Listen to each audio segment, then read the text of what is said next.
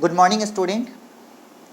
आज हम लोग स्टार्ट करेंगे क्लास 10th के मैथमेटिक्स का त्रिभुज चैप्टर, जो लगातार हम लोगों का चल रहा था, उसका लेक्चर क्लास 10th के मैथमेटिक्स के त्रिभुज चैप्टर को हम लोगों ने लेक्चर 1 में डिस्कस किया कि त्रिभुज क्या है, त्रिभुज का प्रकार है अलग अलग, कोण के आधार पर, भुजा के आधार पर, बहुत सारी बातें हमने की।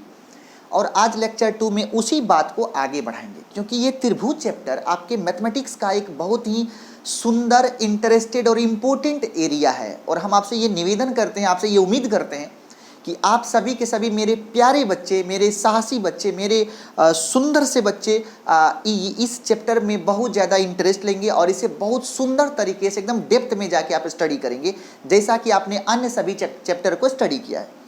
और हम ये उम्मीद करते हैं कि आप जल्द से जल्द अपने मैथ के सिलेबस को समाप्त करें, आप एनसीईआरटी के हर एक लाइन टू लाइन हर एक सवाल को सॉल्व करें। और एनसीईआरटी सॉल्व करने के बाद यदि कुछ बच्चे ऐसे हैं जिनके पास टाइम है, ऐसा नहीं कि science, social science, math, Hindi छोड़ के आप मैथ को ही सिर्फ बना रहे हैं, ये आपकी बेवकूफ़ी होगी। अगर आप रियल में क्रिएटिव हैं तो आप मैक्सिमम पहले आप एनसीईआरटी को बनाओगे, उसके बाद यदि आपके पास टाइम रहता है तो, अगर टाइम नहीं है तो नहीं, अगर टाइम रहता है तो आप या तो आर डी शर्मा पकड़ लो या आप केसी सिन्हा पकड़ लो, बस कोई भी एक बुक, दोनों में से कोई, दोनों नहीं, दोनों में से कोई एक बुक, जिसके पास जो टाइम हो।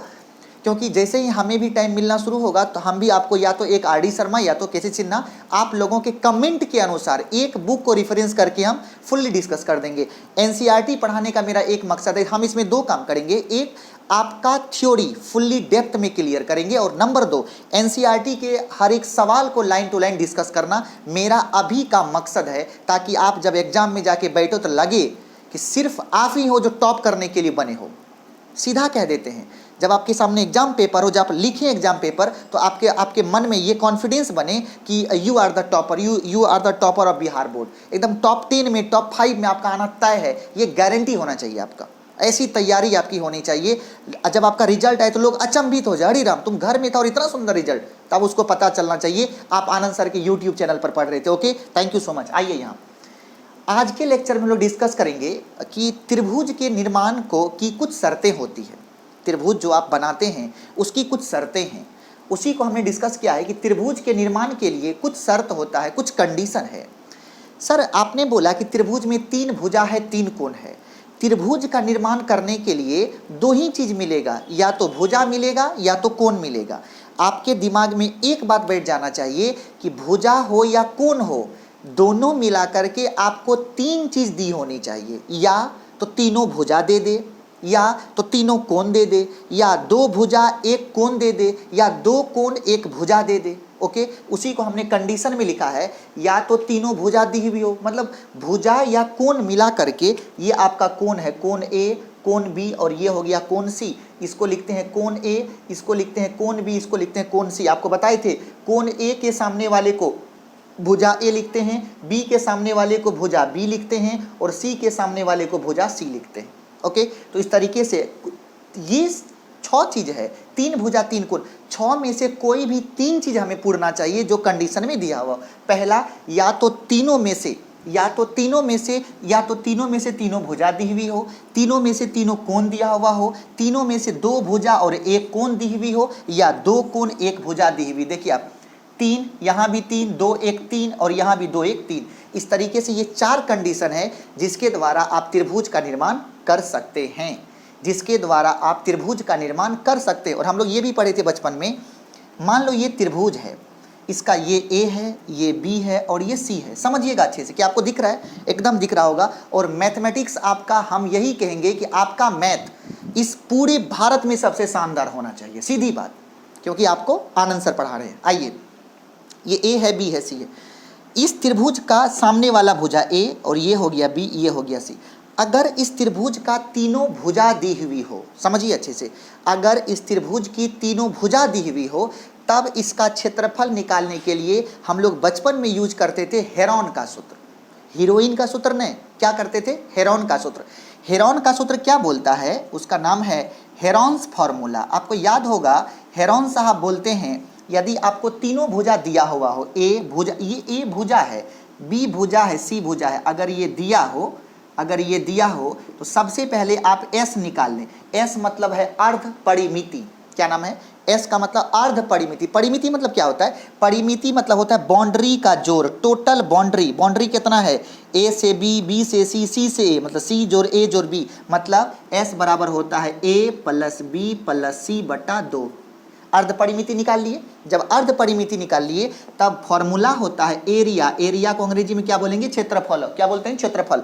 ये फॉर्मूला होता है root under S into S minus A into S minus B into S minus C. ये कौन सा फॉर्मूला है? त्रिभुज का क्षेत्रफल है। कब? जब तीनों भुजा दी हुई हो। समझेंगे अच्छे से। यदि किसी त्रिभुज की तीनों भुजा दी हुई हो तब हेरोन्स का फॉर्मूला बोलता है root under S into S minus A into S minus B into S minus C. ये क्या निकल गया? त्रिभुज का क्षेत्रफल। क्या निकला? त्रिभुज का क्षेत्रफल। जैसे देखते हैं, मान लीजिए आपके सामने है, एक एग्जाम्पल लेते हैं। एग्जाम्पल ये है आपके सामने, एग्जाम्पल ये है। मान लेते एक क्वेश्चन से क्लियर करते हैं इसको। मान लो आपके पास एक त्रिभुज है जिसका भुजा है 2 3 6, ऐसा दे दिया। ए, ये है बी और ये है सी। 2 4 6 कर देते हैं, या फिर आपके पास हो गया 3, ये हो गया 5 और वो हो गया 6। देखेंगे तो आप देख लो ये त्रिभुज बन सकता है। ओके, तो इसका क्षेत्रफल निकालना है। आप क्या निकालेंगे? सबसे पहले एस। ये हो गया मान लो ए, यहाँ पे लिखेंगे ए बराबर हो गया 5, बी बराबर हो गया 6, सी बराबर हो गया 3। ए के सामने को छोटका ए, बी के सामने को छोटका बी, सी के सामने को छोटका सी। उसके बाद आप एस निकाल लो। एस का फॉर्मूला ए प्लस बी प्लस सी बटा 2। ए कितना? 5 प्लस 6 प्लस 3 बटा 2। 6 5 11, 3 14 बटा 2 कितना निकल गया? 7 निकल गया। अब क्षेत्रफल का फॉर्मूला क्या है? एरिया। ए मतलब एरिया। एरिया को अंग्रेजी में क्या बोलेंगे? क्षेत्रफल। तो ये फॉर्मूला क्या है? Root under S into S minus A, S minus B, S minus C. अब देखेंगे एस के जगह कितना रखोगे? तो एस के जगह हो गया 7 गुना 7 में से ए गया, 7 में से 5 गया 2, बी 7 में से 6 गया 1, सी 7 में से 3 गया 4। ये कितना हो गया? 7 दूना 14, 14 दूना 14 चौका 56। कितना हो गया? Root under 56। और एरिया का मात्रक होता है यूनिट स्क्वायर। इसी को हिंदी में बोलते हैं वर्ग मात्रक। ये यूनिट है किसका? कितनी बार ऑब्जेक्टिव में पूछा है। क्षेत्रफल का मात्रक क्या होता है? वर्ग इकाई। क्षेत्रफल का मात्रक क्या होगा? वर्ग इकाई या इकाई का स्क्वायर। ये कब लगाओगे आप? जब आपको क्या रहेगा? तीनों भुजा दी हुई रहेगी, तब आप क्षेत्रफल कैसे निकालोगे। ओके है? एकदम ओके है। आप देखिए आप कैसे करेंगे। अब आप देखेंगे जरा कैसे करेंगे। अब मान लो यदि आपके पास त्रिभुज हो, यदि आपके पास त्रिभुज हो, फिर वही है घिसी पिटी कहानी है। लेकिन इस बार किसी भी एक शीर्ष से, इस बार सर किसी भी एक शीर्ष से सामने वाली किसी भी भुजा पर लंब डाली हुई होनी चाहिए। किसी भी शीर्ष से सामने वाली भुजा पर लंब डाली हुई होनी चाहिए। क्या बोल रहे हैं? किसी भी एक शीर्ष से सामने वाली भुजा पर लंब डाली हुई होनी चाहिए। देखिए है कि नहीं? ये लंब है ए बी सी, इसको मान लेते हैं डी। तो इस भुजा का नाम क्या है? इस भुजा का नाम है, ए के सामने में है तो ए बोल देंगे। और ये क्या है? परपेंडिकुलर है, मतलब लंब है। परपेंडिकुलर को हम एच बोल देते हैं। हाइट है, ऊंचाई है। तब इसका क्षेत्रफल का फॉर्मूला आप लोग पढ़े होंगे बचपन में, 1/2 आधार गुना ऊंचाई। क्या पढ़ा था? आधार गुना ऊंचाई। बोलना क्या पढ़ा था? क्या पढ़ा था? 1/2 आधार गुना ऊंचाई। ये फॉर्मूला था, आप जानते हैं। ये क्या है आपका? ये तब जब तीनों भुजा दी हुई हो, ये तब जब लंब आधार और उस पर लंब दिया हुआ हो, तो आप इस तरीके से त्रिभुज का क्षेत्रफल निकाल सकते हैं। तो हम लोग अभी ये देखें कि त्रिभुज बनाने के लिए कितनी शर्तें होती है। या तो 3 भुजा दी हुई हो, या तो तीनों कोण दिया हुआ हो, या तो आपका क्या बोले थे 2 भुजा 1 कोण दी हुई, या 2 कोण 1 भुजा दी हुई हो, तो आप त्रिभुज का निर्माण कर सकते हैं। अब एक क्लू आपको यहाँ पर, आपके मन में हम एक सवाल देते हैं। सवाल ये है, आप बोलोगे कि सर यदि 3 भुजा दी हुई हो तो त्रिभुज का निर्माण कैसे करते हैं? दूसरा सवाल, सर यदि तीनों कोण दिया हो तो त्रिभुज का निर्माण कैसे करते हैं? या सर 2 कोण 1 भुजा दी हुई हो, त्रिभुज का निर्माण कैसे करते हैं? या यदि 2 भुजा 1 कोण दी हो, सर त्रिभुज का निर्माण कैसे करते हैं?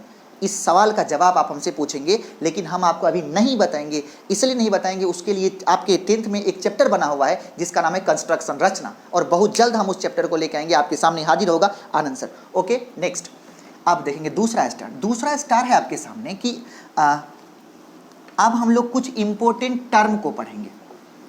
अब हम लोग कुछ इंपॉर्टेंट टर्म को पढ़ेंगे और हम उम्मीद करते हैं आप उसमें मेरे साथ रहेंगे। सबसे पहला टर्म कुछ इंपॉर्टेंट स्टार है। आज का पहला स्टार है, समझिएगा क्या बोलने वाले।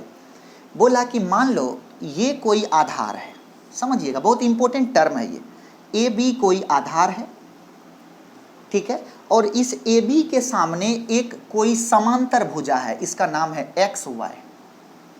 क्या बोल रहे हैं हम, जो बोलेंगे उसको फिगर के बाद आप लिखिएगा सुंदर से, आपको विद्या का समय। क्या बोले, ये आपका आधार है, इस आधार का नाम क्या है, ए बी।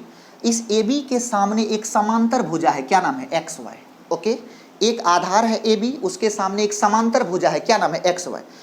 एक्स वाई जो भुजा है इस पर कितनी पॉइंट्स होंगे, तो आपने बचपन में पढ़ा सर इस पर करोड़ों करोड़ पॉइंट होगा, नहीं पढ़ा, पढ़ा है। अब देखिए थ्योरम क्या कहता है, थ्योरम का कहना है कि समान आधार और समान समांतर रेखा, देखिए समान आधार और समान समांतर रेखा के बीच बने सभी त्रिभुज का क्षेत्रफल बराबर होता है। जिंदगी में मरने के बाद भी मत भूलना। क्या बोल रहे हैं, समान आधार और समान समांतर रेखा, क्या बोल रहे हैं, बोल रहे हैं हम ये बात कि समान आधार और समान समांतर रेखा के बीच बने, मान लो एक पॉइंट है P, एक पॉइंट है Q, एक पॉइंट है R, एक पॉइंट है S, तो ये समान आधार और समान समांतर रेखा, ये त्रिभुज बना तो एरिया ऑफ, ए आर का मतलब एरिया मतलब क्षेत्रफल, एरिया ऑफ त्रिभुज कौन, ए बी पी। अब दूसरा ये वाला त्रिभुज क्या नाम हो गया, बराबर एरिया ऑफ त्रिभुज कौन है, ए बी क्यू, ये है त्रिभुज ए बी क्यू। आगे बोल, अगला हो गया त्रिभुज A B R, area of त्रिभुज ए बी आर, बीच में हम बराबर का चिन्ह दिए हैं, तुम बात को तो पकड़ लिया होगा, बहुत तेज इंसान है। तो ये क्या बन गया, एरिया ऑफ त्रिभुज किसका बोलना, ए बी एस, त्रिभुज ए बी एस। सर फिर से, समान आधार और समान समांतर रेखा के बीच बने सभी त्रिभुज और चतुर्भुज का क्षेत्रफल बराबर होता है। फिर समझिए, समान आधार, लिखिए भाई, लिखना है रे बोका, लिख, क्या लिखा, समान आधार और समान समांतर रेखा के बीच बने सभी त्रिभुज और चतुर्भुज का क्षेत्रफल बराबर होता है। इसके पीछे रीजन है, रीजन ये है, देखिएगा बहुत ही बेदरा वाला चीज है। आधार तो सबका सेम है, अब त्रिभुज का क्षेत्रफल डिपेंड करता है, क्षेत्रफल बराबर होता है एरिया बराबर 1/2 आधार गुना ऊंचाई, आधार गुना ऊंचाई, समझिएगा। सर ये दोनों ए बी और ये एक्स वाई, ये दोनों तो समांतर है, तो बीच का दूरी हमेशा सेम होगा, इसका आधार भी हमेशा सेम है। सर आधार और ऊंचाई अगर सब त्रिभुज के लिए बराबर है तो सबका क्षेत्रफल भी तो बराबर होना लाजिमी है। इसीलिए हमने एक लाइन कहा, समान आधार और समान समांतर रेखा के बीच बने सभी त्रिभुज और चतुर्भुज का क्षेत्रफल क्या होगा, बराबर होगा। कंप्लीट। नेक्स्ट स्टार, अगला स्टार हम लोग अभी हम लोग कुछ बेसिक स्टार को डिस्कस कर रहे हैं। अब दूसरा स्टार है आपके सामने। अब हम लोग दो टर्म को समझेंगे, एक टर्म होगा समरूप और एक टर्म होगा सर्वांग सम। एक टर्म है समरूप और एक टर्म है सर्वांग सम, इस दो टर्म को समझना है। एक टर्म क्या है, समरूप, और एक टर्म क्या है, सर्वांग सम। कहता है कि समरूप और सर्वांग सम, समरूप का मतलब होता है जिसके आकार समान हो। क्या बोला, जिसके आकार समान हो, लेकिन आमाप समाप हो भी समान हो भी सकता है, नहीं भी हो सकता। क्या बोले, वैसे आकृति, वैसे ज्यामितीय आकृति जिनके आकार समान हो, मतलब जो देखने में एक जैसा लगता हो लेकिन कोई छोटा या कोई बड़ा हो सकता है। यदि दो आकृति देखने में समान लगता है, कोई छोटा या कोई बड़ा हो सकता है, उसको क्या बोलेंगे, समरूप आकृति। लेकिन वैसी आकृति जो देखने में भी एक जैसा हो और दोनों एक दूसरे के बराबर भी हो, जो देखने में भी एक जैसा हो और दोनों आपस में बराबर भी हो, मतलब वैसी ज्यामितीय आकृति जिनके आकार और आमाप देखने में एक समान, ये है आकार, और दोनों आपस में बराबर हो, ये है उसका आमाप। आमाप मतलब भुजा की लंबाई, उसके विकर्ण की लंबाई, उसके लंब की लंबाई, उसके आधार की लंबाई, उसके कोण का मान, ये सभी क्या हो, आपस में बराबर हो। तो क्या बोले, वैसी ज्यामितीय आकृति जिनके आकार समान हो उसको समरूप कहेंगे, और वैसी ज्यामितीय आकृति जो जिनके आकार समान हो और आमाप भी समान हो, उसे क्या बोलेंगे, सर्वांग सम बोलेंगे। ओके, क्या बोल रहे हैं, वैसी ज्यामितीय आकृति जिनके आकार समान हो समरूप होता है, वैसी ज्यामितीय आकृति जिसके आकार और आमाप दोनों समान हो उसे हम लोग सर्वांग सम कहते हैं। समरूप होने के लिए, अब जैसे एक त्रिभुज है, और एक चतुर्भुज है, ये कभी समरूप नहीं होगा, क्योंकि दोनों देखने में समान नहीं है। आदमी को हम लोग घोड़ा के जैसा बोले तो कभी नहीं हो सकता। क्या घोड़ा आदमी के जैसा हो सकता? नहीं हो सकता। मतलब दो अलग अलग प्रजाति है। इसका मतलब समरूपता का जो गुण होगा वो एक प्रकार के प्रजाति में होगा। जैसे हम आपके जैसा देखने में हैं तो आप और हम समरूप हैं। अब जैसा मुंह कान आपका वैसा मुंह कान मेरा, जितना लंबा मुंह कान आपका उतना लंबा मुंह कान मेरा, जितना लंबा हाथ पैर आपका उतना लंबा हाथ पैर मेरा। इसका मतलब हम दोनों सर्वांगसम भी हैं, हम दोनों सर्वांगसम भी है। तो क्या बोल सकते हैं?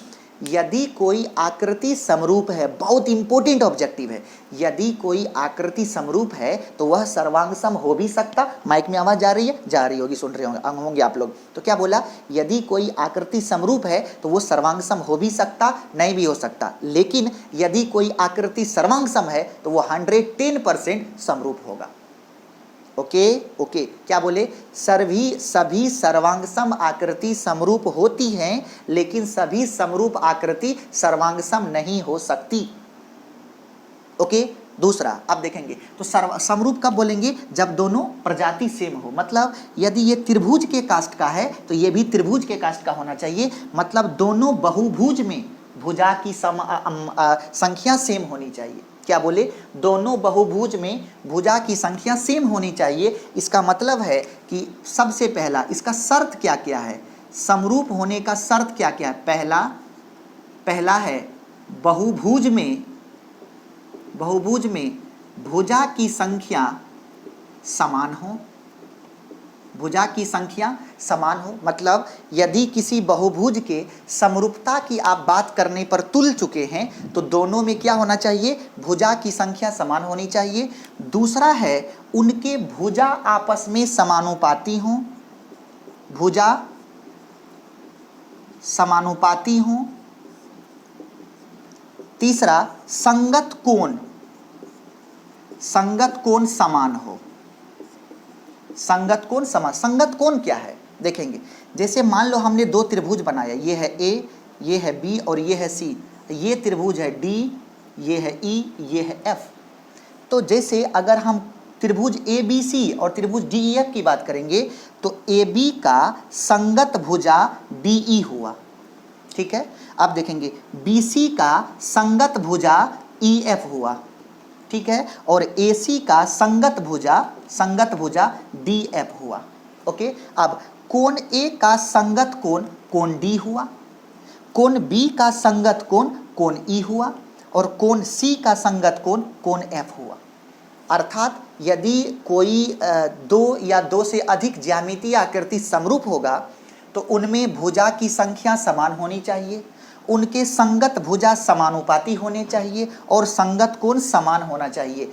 अगर इसमें से कोई भी शर्त का अनुपालन नहीं हो रहा है तो वो दोनों आकृति जो होगा वो कभी भी समरूप नहीं होगा। सर्वांगसम होने का मतलब हो गया, सबसे पहली बात भुजा की संख्या समान होनी चाहिए। दूसरा त्रिभुज के संगत कोण बराबर होने चाहिए। तीसरा संगत भुजा भी बराबर होना चाहिए। देखेंगे भुजा की संख्या, क्या बोले? भुजा की संख्या दोनों में समान होना चाहिए। दूसरा कोण बराबर होना चाहिए, हम जैसे बोलते हैं वैसे लिखेंगे, बराबर होना चाहिए। तीसरा भुजा भी बराबर होना चाहिए, भुजा भी बराबर होना चाहिए। तब वो दोनों आकृति क्या कहलाएगा? सर्वांगसम कहलाएगा। क्या बोले? तब वो दोनों आकृति क्या कहलाएगा? सर्वांगसम कहलाएगा। जैसे देखेंगे आपके पास ए बी सी और एक त्रिभुज है डी ई एफ। देखेंगे सर इसका ये भुजा, ये कोण मान लो 30 डिग्री, ये 60 डिग्री और ये 90 डिग्री। इसका भी ये कोण 30 डिग्री, ये 60 डिग्री, ये 90 डिग्री। ऐसा मान लेते हैं। आप ये मत पूछना कि सर ये 90 जैसा दिख नहीं रहा है, देखने से क्या फर्क पड़ता है? ये हो गया 3, ये है 4, ये है 5, ये है 3, ये है 4, ये है 5, ऐसा, ठीक है। अब देखेंगे सर सबसे ये जो 3 4 5 है, यहाँ जो ये 3 4 5 है, देखेंगे सर संगत कोण भी क्या है? आपस में बराबर है। केवल संगत कोण देखिए, ठीक है। उसके बाद अब केवल संगत भुजा देखिए, ए बी, यहाँ भी 3, ये 4, ये भी 4, ये 5, ये भी 5, सही है। तो क्या बोला हमने? सबसे पहले भुजा की संख्या, यहाँ भी 3 गो, यहाँ भी 3 गो। कोण बराबर, देखिए 30 30, 60 60, 90 90, कोण भी बराबर। भुजा बराबर 3, ये भी 3, 4, ये भी 4, 5, ये भी 5, संगत भुजा, अभी संगत समझा रहे थे। तब ये दोनों आकृति क्या है आपका, तो ये आकृति सर्वांग सम है। तो समरूप होने के लिए क्या होता है, समरूप होने के लिए आकार समान होना चाहिए, समान होना चाहिए, आकार समान होना चाहिए। क्या बोले, समरूप होने के लिए क्या होना चाहिए, आकार समान होना चाहिए। और सर्वांगसम होने के लिए क्या होना चाहिए, आकार प्लस क्या बता रहे थे हम, आमाप समान होना चाहिए। आकार और आमाप दोनों समान होना चाहिए। क्या बोल रहे थे, आकार और आमाप दोनों समान होना चाहिए। क्या कहना है मेरा, मेरा कहना है यदि दो आकृति समरूप तभी होगा जब उनके आकार क्या हो, समान हो, और वो दोनों सर्वांगसम तब होगा जब आकार भी समान हो और आमाप भी सब। देखिए ना, आकार जैसा देखने में ये वैसा देखने में ये, आमाप मतलब भुजा की लंबाई, जिस प्रकार भुजा की लंबाई ABC का है उसी प्रकार DEF का है। इस प्रकार हम लोग क्या देखेंगे, त्रिभुज ABC और त्रिभुज DEF दोनों क्या है, सर्वांगसम है। अब इस सर्वांगसम के लिए कुछ चिन्ह को प्रदर्शित करना पड़ेगा। जैसे त्रिभुज, ये है त्रिभुज ABC और इधर क्या है, त्रिभुज DEF। अगर ये दोनों सर्वांगसम है तो उसके लिए आप ये साइन यूज करेंगे। ओके, यदि त्रिभुज ABC और त्रिभुज DEF अगर समरूप है तो उसके लिए ये चिन्ह साइन यूज करेंगे। मतलब ये साइन किसका है, समरूप का, और ये साइन किसका है, सर्वांगसम। ये सर्वांगसम है और ये समरूप है। फिर से ये किसका चिन्ह है, ये है समरूप का, और ये किसका चिन्ह हो गया, सर्वांगसम का। तो हम लोग क्या देखे कि समरूप कौन है और सर्वांगसम क्या है, दो टर्म को हम लोग डिफाइन किए। ओके, आप देखेंगे कुछ चीज को हम लोग समझेंगे। एक साइंटिस्ट थे, अभी हम लोग क्या पढ़े कि समरूप, समरूप होने के लिए बहुभुज में भुजा की संख्या समान, दूसरा भुजा समानुपाती हो, तीसरा संगत कोण समान हो। लेकिन एक साइंटिस्ट थे, उनका कहना था, क्योंकि आपने बचपन में पढ़ा कि यदि कोण बराबर हो तो उसके सामने की भुजा बराबर होती है। उसके दिमाग में एक बात बैठा, इसका मतलब है यदि कोण बराबर होने पर भुजा की लंबाई बराबर होती है, तो कोण अगर समानुपाती है तो उसका भुजा भी क्या होगा, समानुपाती होगा। इस बात को एक साइंटिस्ट ने पकड़ा जिसका नाम है थेल्स।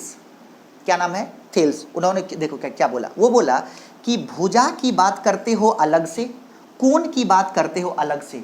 रियल में आप गौर करो, यदि आप कोण बदलोगे तो भुजा बदलेगा, यदि भुजा बदलोगे तो कोण बदलेगा। चेक करिए ना, यदि आप कोण बदलते हैं तो भुजा बदलता है, यदि आप भुजा बदलते हैं तो कोण बदलता है। उसका कहना हुआ, इसका मतलब है कि ये दोनों एक दूसरे से जुड़े हुए हैं। ये दोनों भुजा और कोण दोनों एक दूसरे से क्या है, जुड़ा हुआ है। इस आधार पर उन्होंने एक प्रमेय दिया, जिस प्रमेय का नाम है आधारभूत आनुपातिकता प्रमेय, और उसी को बोलते हैं थेल्स का प्रमेय। गजब का दिमाग, सोचिएगा आप, सोचिएगा आप, सोचिए क्या बोले सर। उनका कहना हुआ कि भुजा और कोण ये दो अलग अलग लोग नहीं हैं, ये दोनों एक दूसरे के साथ जुड़े हुए हैं। भुजा बदलेगा तो कोण बदलेगा, कोण बदलेगा तो भुजा बदलेगा। तब इन्होंने बोला कि यदि हम लोग इस दोनों को एक साथ जोड़ करके पढ़ें, पढ़ने पर जो एक नया प्रमेय आया, उसी प्रमेय का नाम है आधारभूत आनुपातिकता का प्रमेय। फिर से क्या नाम है उसका, आधारभूत आनुपातिकता का प्रमेय। क्या नाम है उसका, आधारभूत आनुपातिकता का प्रमेय। और इसी प्रमेय को बोलते हैं थेल्स का प्रमेय। क्या बोलते हैं, थेल्स का प्रमेय। क्या बोलते हैं, थेल्स का प्रमेय। क्या बोलते हैं, थेल्स का प्रमेय। ओके, मैथ में आपको 100 में 100 आना चाहिए, क्योंकि आपको आनंद सर पढ़ाते हैं। ओके, तो सबसे पहली बात आपने क्या बोला कि यहाँ पे दो चीज है, एक चीज है भुजा और एक, दोनों को मिला दिया किसने, थेल्स ने। कौन सा प्रमेय बना, थेल्स का प्रमेय बना। उसी का एक और नाम क्या है, आधारभूत आनुपातिकता का प्रमेय, उसी को बोलते हैं थेल्स का प्रमेय। तो हम लोग ये देखेंगे कि आधारभूत आनुपातिकता का प्रमेय क्या कहता है, थेल्स का प्रमेय क्या कहता है। तो आपने पढ़ा था बचपन में कि थेल्स का प्रमेय कहता है, यदि किसी त्रिभुज के, देखेंगे आप थेल्स का प्रमेय क्या कहता है, सुनेंगे और उसको नोट करेंगे, तुरंत से नोट करेंगे आप। अभी हम उसको सुनाते हैं आपको, फिर कुछ यहाँ पे एग्जाम्पल करेंगे। उसके बाद थेल्स का प्रमेय कहता है, यदि किसी त्रिभुज का, ये कोई त्रिभुज है जिसका नाम है ABC, आधार कौन है, BC, बोलता है यदि किसी त्रिभुज के आधार के समांतर, आधार के समांतर कोई भुजा खींची जाए। आइए खींच देते हैं, आइए खींच देते हैं। जैसे आपने खींच दिया, किसके समांतर है, ये समांतर है BC का।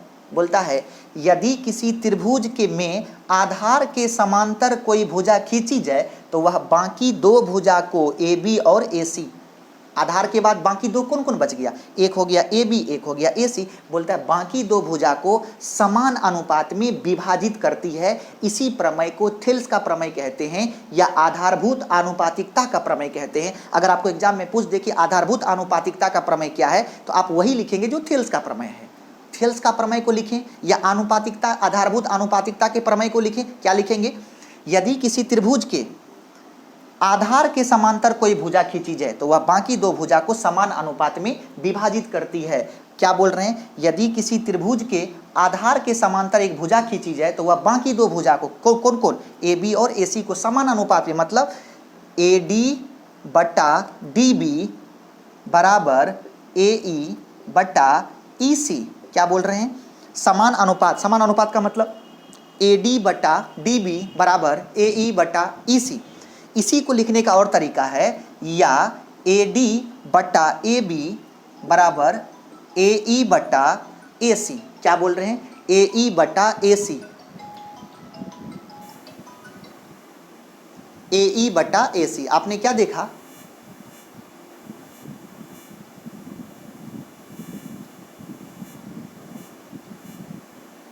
आपने क्या देखा? आपने देखा कि यदि किसी त्रिभुज के आधार के समांतर एक भुजा खींची जाए तो वह बाकी दो भुजा को समान अनुपात में विभाजित करती है। कंप्लीट। तो हम लोग को ये समझना है कि यदि ये भुजा समानुपाती है तो इसी थ्योरम को क्या बोलते हैं? थेल्स का प्रमेय या आधारभूत आनुपातिकता का प्रमेय। कंप्लीट। नेक्स्ट अगला देखेंगे आप।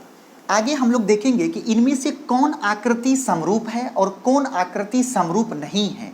देखिएगा, जैसे क्योंकि जो अभी हम बताने वाले हैं वहाँ से एक ऑब्जेक्टिव अभी जो बोर्ड साफ करने के बाद हम बताएंगे उसमें से एक ऑब्जेक्टिव आपके सामने 100% रहेगा। चलिए देखिए, सबसे पहला एग्जाम्पल करवाते हैं आपको। एग्जाम्पल वन कहता है ये वृत्त है और ये वृत्त है, इसका त्रिज्या है बड़का आर और इसका त्रिज्या है छोटा आर।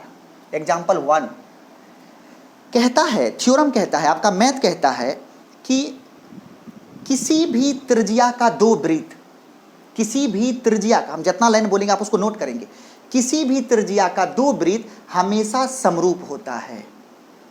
किसी भी त्रिज्या का, मान लीजिए ये है 3 सेंटीमीटर का और ये है 2 सेंटीमीटर का, दोनों समरूप होगा। किसी भी त्रिज्या का दो वृत्त हमेशा समरूप होता है। दूसरा स्टार लिखिए, बराबर त्रिज्या वाले दो वृत्त समरूप भी होता है, सर्वांगसम भी होता है। बराबर त्रिज्या वाले मतलब क्या? एक ऐसा वृत्त है, इसका भी त्रिज्या बड़का आर और इसका भी त्रिज्या बड़का आर, बोलिए समरूप है कि सर्वांगसम है? समरूप भी है और सर्वांगसम भी है। दूसरा स्टार बोला, मान लीजिए कि ये एक समबाहु त्रिभुज है, ये भी एक समबाहु त्रिभुज है, इसकी भुजा है ए ए ए और इसकी भुजा है बी बी बी। ठीक है, इस त्रिभुज का नाम है ए बी सी और इस त्रिभुज का नाम है पी क्यू आर। बोला किसी भी भुजा वाले समबाहु त्रिभुज, दो समबाहु त्रिभुज हमेशा समरूप होता है। भुजा की लंबाई कुछ भी हो, 2 2 2, यहाँ 3 3 3, ये 4 4 4, ये 2 2 2। सर किसी भी भुजा की लंबाई वाले दो समबाहु त्रिभुज हमेशा समरूप होता है। ये कैसा त्रिभुज है दोनों? ये दोनों त्रिभुज कैसा है? समबाहु है। तो किसी भी भुजा वाले दो समबाहु त्रिभुज हमेशा समरूप होता है। दूसरा लाइन, बराबर भुजा वाले दो समबाहु त्रिभुज, बराबर भुजा वाले दो समबाहु त्रिभुज, बराबर भुजा वाले दो समबाहु त्रिभुज हमेशा समरूप भी होता है, सर्वांगसम भी होता है। कंप्लीट। तीसरा पॉइंट, ये दूसरा पॉइंट था, तीसरा पॉइंट देखेंगे। तीसरा पॉइंट है किसी भी भुजा वाले दो वर्ग है, किसी भी भुजा वाले दो वर्ग हमेशा समरूप होता है।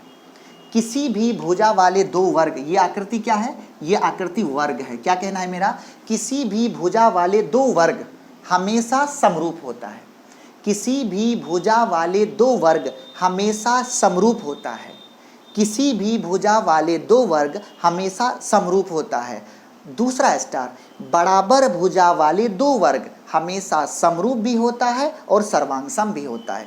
बराबर भुजा वाले दो वर्ग समरूप भी होता है और सर्वांगसम भी होता है। कंप्लीट। तो मेरा ये कहना है कि इस तरीके से आपने 3 पॉइंट को समझा। चौथा पॉइंट आपके सामने, चौथा पॉइंट क्या है जरा ये देखिए।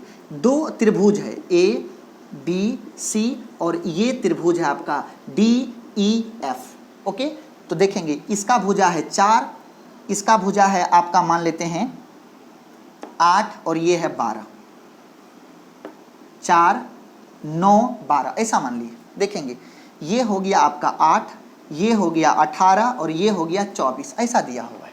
अब पूछा कि बताइए ये दोनों त्रिभुज समरूप है कि नहीं। समझिएगा अच्छे से, आपको क्या करनी है। सबसे पहले देखिए क्या दोनों में भुजा की संख्या समान है। हाँ, आपने क्या बोला, समान है।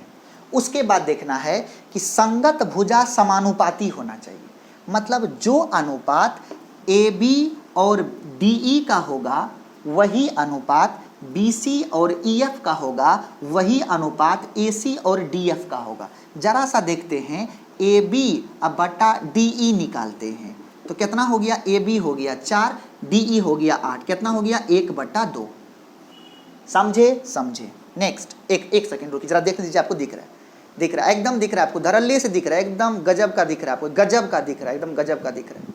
ओके, नेक्स्ट अब देखेंगे जरा सा बी सी बटा ई एफ निकालिए। आप निकालिए बी सी बटा ई एफ, बोलिए कितना होगा, 9 बी सी है 9, ई एफ है 18, बोल कितना हो गया, कट के 1/2। चल तीसरा निकाल, ए सी बटा कितना निकालेगा, बोल ए सी बटा डी एफ निकालेगा, बोल बोल कितना हुआ, तो ये हो जाएगा ए सी बटा डी एफ, कितना है ए सी बोलना कितना है 12, डी एफ हो गया 24, ये भी कितना हो गया 1/2। इसका मतलब है तीनों भुजा का अनुपात क्या है, बराबर है। इसका मतलब संगत भुजा क्या है, समानुपाती है। यदि भुजा की संख्या बराबर हो और संगत भुजाएं समानुपाती हों, इसका मतलब है कि त्रिभुज ए बी सी और त्रिभुज डी ई एफ क्या होगा, समरूप होगा। तो क्या लिख सकते हैं, यहां लिखेंगे त्रिभुज ए बी सी समरूप, ये साइन किसका है, समरूप का, त्रिभुज किसका, डी ई एफ का, दोनों क्या हो गया, आपस में समरूप हो गया। आपने क्या बोला, त्रिभुज ए बी सी समरूप है त्रिभुज डी ई एफ का। क्या बोला आपने, त्रिभुज ए बी सी समरूप है किसका, त्रिभुज डी ई एफ का। ओके, तो ये दोनों आकृति क्या हो गया, समरूप हो गया। नेक्स्ट जरा देखेंगे, आपके सामने 5वां सवाल है। 5वां सवाल हम आपके सामने लेके आते हैं। सवाल ये है 5वां सवाल ये है कि मान लो ये एक आयत है, इसका भुजा है 8 और 2, और दूसरा यहाँ पे आयत है जिसका है भुजा जिसका है 4 और 4। ठीक है, ऐसा दिया हुआ है, ऐसा दिया हुआ है, 4 और 4 ऐसा दिया हुआ है। अब आपसे पूछा, इसका नाम है ए बी सी डी और इसका नाम है पी क्यू आर एस। बोला बताइए ये दोनों आकृति समरूप है कि नहीं है। क्या पूछा, बताइए ये दोनों आकृति समरूप है कि नहीं है। क्या करेंगे आप, सबसे पहले देखिए भुजा की संख्या समान है, हाँ समान है। अब क्या निकालेंगे, अनुपात। देखेंगे अगर ये आयत है तो ये भी 8 होगा, ये भी 2 होगा, ये 4 है, ये भी 4, ये 4 है, ये भी 4। आप निकालेंगे ए बी बटा पी क्यू। यहाँ देख, ए बी बटा पी क्यू, बोल कितना आया, 8/4 आया। इसका मतलब कितना हो गया, 2। अब चल बी सी बटा क्यू आर निकाल, संगत भुजा का अनुपात निकाल, बी सी बटा क्यू आर, बोल तुमको कितना आया, तुमको आ गया 2/4, मतलब 1/2 आ गया। क्या अनुपात बराबर हुआ, दुइये गो में अनुपात फेल हो गया। यदि अनुपात बराबर नहीं हुआ तो आगे जाने का जरूरत नहीं है। इसका मतलब ये दोनों क्या है, समरूप नहीं है। तो क्या लिखेंगे, चतुर्भुज ए बी सी डी तथा चतुर्भुज कौन सा, पी क्यू आर एस समरूप नहीं है, समरूप नहीं है। क्या लिखे, समरूप नहीं है। कंप्लीट। क्या बोले, ये समरूप नहीं है। हम लोगों को ये समझना पड़ेगा कि समरूप होने के लिए भुजा का अनुपात बहुत ही अत्यंत आवश्यक कंडीशन है। कंप्लीट। अब जो हम लोगों को नेक्स्ट पढ़ना है, तो हम लोगों ने क्या पढ़ा, आधारभूत आनुपातिकता प्रमेय क्या कहता है, उसी थ्योरम का क्या नाम है, थेल्स का प्रमेय। थेल्स का प्रमेय क्या कहता है, तो थेल्स का प्रमेय कहता है यदि किसी त्रिभुज के आधार के समांतर कोई भुजा खींची जाए तो वह बाकी दो भुजा को समान अनुपात में विभाजित करती हैं। ओके, हम लोग यहाँ से एक नए लेक्चर की स्टार्ट करेंगे। हम चाहते हैं कि आप जहाँ कहीं भी बैठे हैं, आपसे मेरा नम्र निवेदन है, आप जहाँ कहीं भी बैठे हैं वहीं बैठ करके मजबूती के साथ पढ़ाई करिए। इसीलिए हम ये बात आपको कहने वाले हैं, क्योंकि आप एक ही चीज़ जान लो, यदि आप अभी स्ट्रगल करते हो, तो लोगों को ताना मारने के लिए साल में कई दिन होता है, 365। समझिएगा अच्छे से, मेरा कैलकुलेशन समझिए, 365 दिन।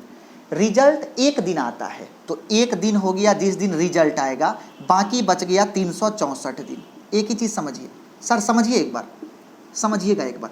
मेरा कहना है कि साल में 365 दिन, 364 दिन आप मेहनत करने का और एक दिन उसका फल आने का। तो आपका स्ट्रगल का 364 दिन है। समझिए, आपके पास बुरे दिन 364 हैं और खुशी का दिन केवल एक गो है। और दूसरे लोगों को आपके संघर्ष पर शक करने के लिए, आपके संघर्ष पर शक करने के लिए, आपके मेहनत पर शक करने के लिए, आपकी ईमानदारी पर शक करने के लिए, आपकी बुद्धिमत्ता पर शक करने के लिए, आपकी इंटेलिजेंसी और क्रिएटिविटी पर शक करने के लिए 364 दिन है। और वो शक, उसका नज़र साफ करने के लिए केवल एक दिन है। समझिए आपके सामने कितना बड़ा एक समस्या है, कितना बड़ा एक माइलस्टोन है, और उस स्टोन को तोड़ने की ताकत केवल आप में है और सिर्फ आप में है। इसीलिए आपसे निवेदन है कि आपके सामने जो ये माइलस्टोन है, इसको उखाड़ के इतना दूर फेंक दीजिए कि आपको देख देख करके सुदूर इलाके में, जिसके यहाँ कोरोना में खाने के लिए अन्न ना भी हो, फिर भी उसका जुनून ऐसा हो कि वो एक ही चीज़ सोचे, पढ़ के कुछ करना है। आपका उसका जुनून आपको देख के बनना चाहिए कि पढ़ के कुछ करना है। और इसी के साथ आज के लेक्चर को हम लोग यहीं पे समाप्त करते हैं। Thank you so much.